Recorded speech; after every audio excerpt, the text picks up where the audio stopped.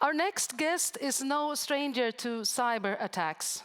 During the war in Ukraine, she's managing the government's response to bombardments of attacks from Russian hackers.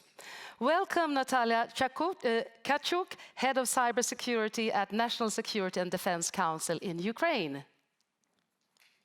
Hello, everybody. Can you hear me? So nice to have you, Natalia. One could actually say that you are on the front lines of what's being called the first real cyber war.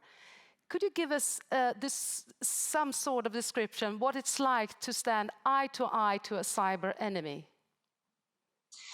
Yeah, sure. First of all, I would like to thank for inviting me. Of course, I would prefer to be with you personally, but we don't have air connections. But I'm sure that after our victory, I will join you on person next year.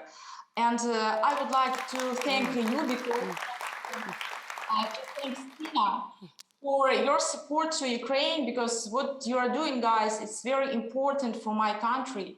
Without such support of international partners, we would not be able not only to survive, but also to win in this cyber war, and I'm sure that we are winning.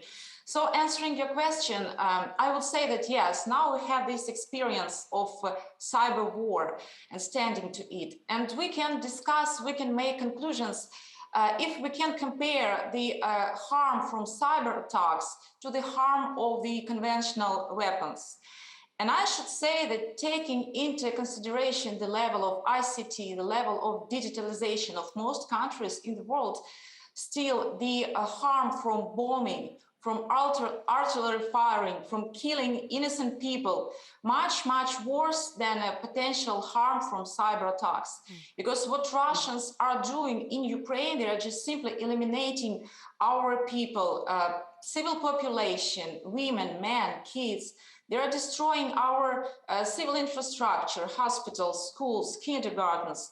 And this is just really terrible. And yes, harm from cyber attacks, it's not that important, but we realized another thing, that today cyber became an important part of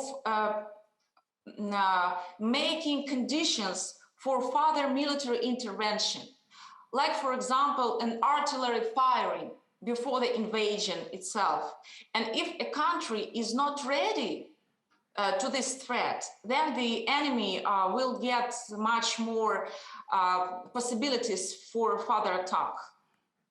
You were mentioning shortly, but everyone was applauding seeing you. So please, again, could you say something what the help from West has meant for you? And there have been companies like Yubico that you mentioned, but there have also been sort of cyber volunteers. Could you describe what importance they've had? When the war had started, and it started 9 years ago in 2014, the national cybersecurity of Ukraine was not mature. And we were not ready for these first cyber attacks. And to my opinion, the beginning of cyber war was when Russians attacked our energy facilities with black virus. War, when military operations were united with such type of threats. We're not ready, but we were building our capacities. And what we have now our cybersecurity system is very mature. And it's also due to the help of our Western partners, to the countries, to private sector. And you were asking about help. It's software, hardware, it's numerous trainings, it's a sharing of experience, even if we're talking about strategy planning. Today, Ukraine has second national cybersecurity strategy, and it's a very comprehensive document. And all this, we were building step by step with your support. Yes, all the cyber volunteers are supporting us from all the countries or from all of the democratic world. And this support is crucial for us, because only together we can stand to this, I would call it, a first world cyber war. And now we talked a bit earlier here about sanctions to Russia, which I think the whole Europe, at least, or most part of the world support. But as the economy of Russia suffers from the sanctions, I know you've been talking about rise of the number of cyber criminals as an effect from Russia. Could you give us a picture, a sort of description? What do you think we could expect?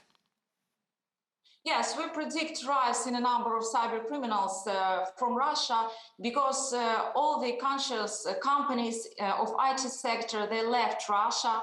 They did close their offices because nobody wants to support this aggression. Nobody wants to pay taxes in a country which is killing innocent Ukrainians. And yeah, so actually there isn't any legal job for such IT specialists in Russia. So we see they're going abroad, and some of they stay. And for those who stay, there are two choices: or to go in a cyber crime, or start working with the government, which is in Russia the same things. And what kind of cyber crime should we keep an eye on, even here in Sweden, do you think? We see new tendencies. Yeah, right now all the attention of Russia is at Ukraine. But sooner or later this vector will go to the Western countries. And the first thing we're expecting industrial espionage, because Russia lost its access to new technologies. They cannot replace it by their production. So they simply will try to steal it from Western countries, so you need to be ready. Another thing is cyber piracy. In Russia, it's being legalized, like in medieval ages, when a sovereign gave permission to a pirate to rob foreign ships, and the pirate shared this illegal income with the sovereign. So taking into consideration that all Russian hackers groups are under control of Russian special services, they will simply rob Western banks to deal with the deficit of Russian budget because of sanctions. Thank you so much, Natalia, for joining us and for sharing. Please give Also, I would like to add one thing. If we are talking about a war, and I know that Ukraine will win this war, it's only a question of time and of our, sacrifice.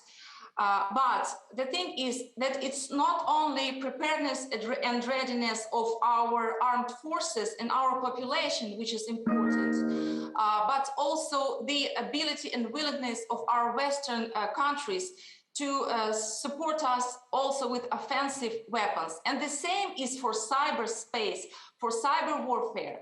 So on behalf of Ukraine, I would like to thank to the United States of America. I think probably you've heard that recently that director of Cybercom of the USA, the director of the National Security Agency, made a statement that the United States of America conducted offensive cyber operations to support Ukraine, these operations against Russia.